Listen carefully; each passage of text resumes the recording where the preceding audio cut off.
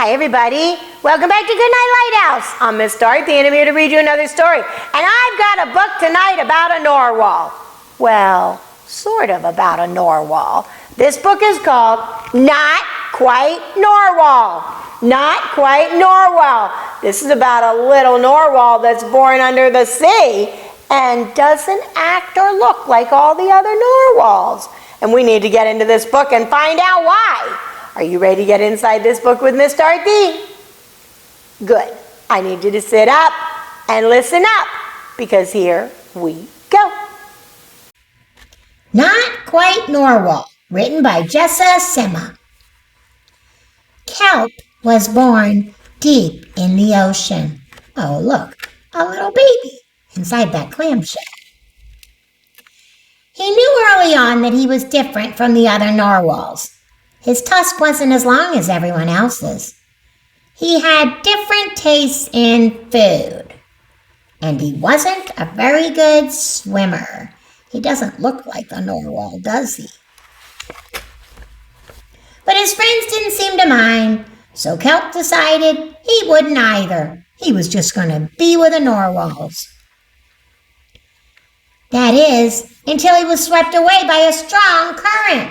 "Ah! I wish I were a better swimmer," said Kelp.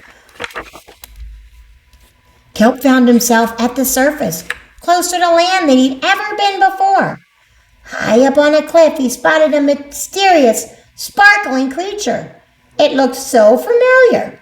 It looked like Kelp. Now he sees somebody that does look like him. Kelp swam toward land as fast as he could, which wasn't very fast at all, hoping that he could catch up with the creature that looked just like him. When he finally reached the shore, Kelp felt a little bit anxious. He had never left the ocean. He was nervous about walking for the first time, but the land creatures made it look easy. He's going to leave the ocean. It wasn't easy. Oof! Ow! Ugh! Eventually, he got the hang of it. He tried to walk like a crab, and then like a frog, and then like a turtle, and he finally figured out how to walk. Everything on land was strange and beautiful, but also kind of scary. Kelp began to think he might never find the creature that looked just like him. But as he stumbled out of the forest... Land narwhals! Actually, we're unicorns. And by the looks of it, so are you. He thought they were land narwhals, but they're unicorns. Is Kelp a unicorn? Kelp had never heard of unicorns before. They taught him all sorts of new things about his tusk. We call them horns.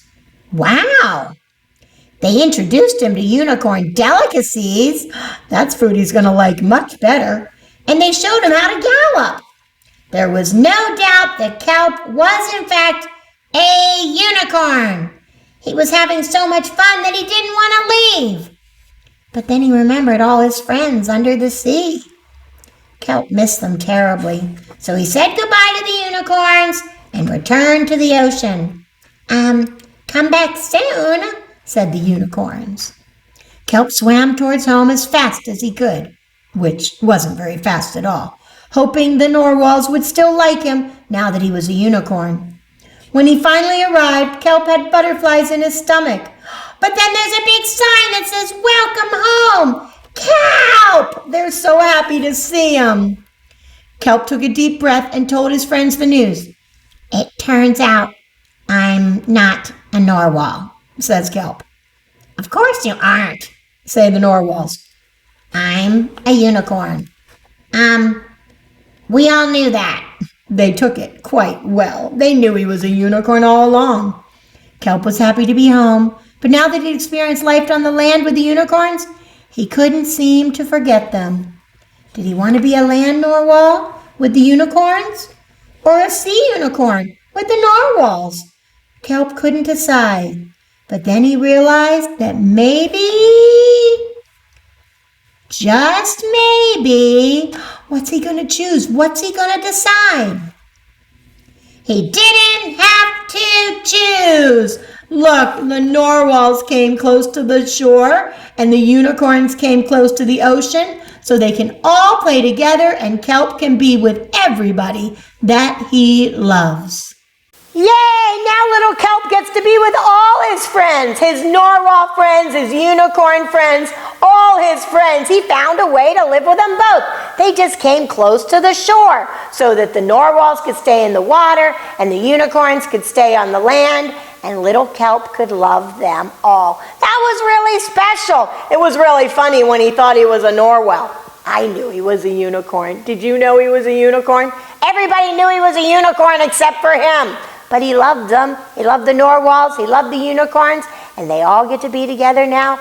All good friends playing together. I really like that. I like that he figured out who he was and that he has lots of friends and family everywhere. He doesn't have to just stay with the ones that look like him.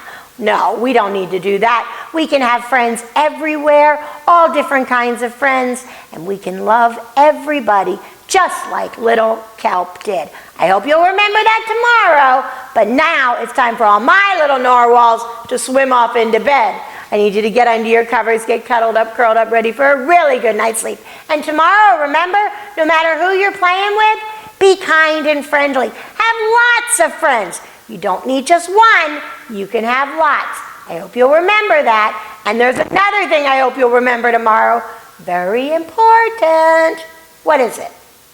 Yep, obey, and obey right away. And then come back and see Miss Dorothy, because I'm going to be sitting right here, ready to read another book to you. Bye!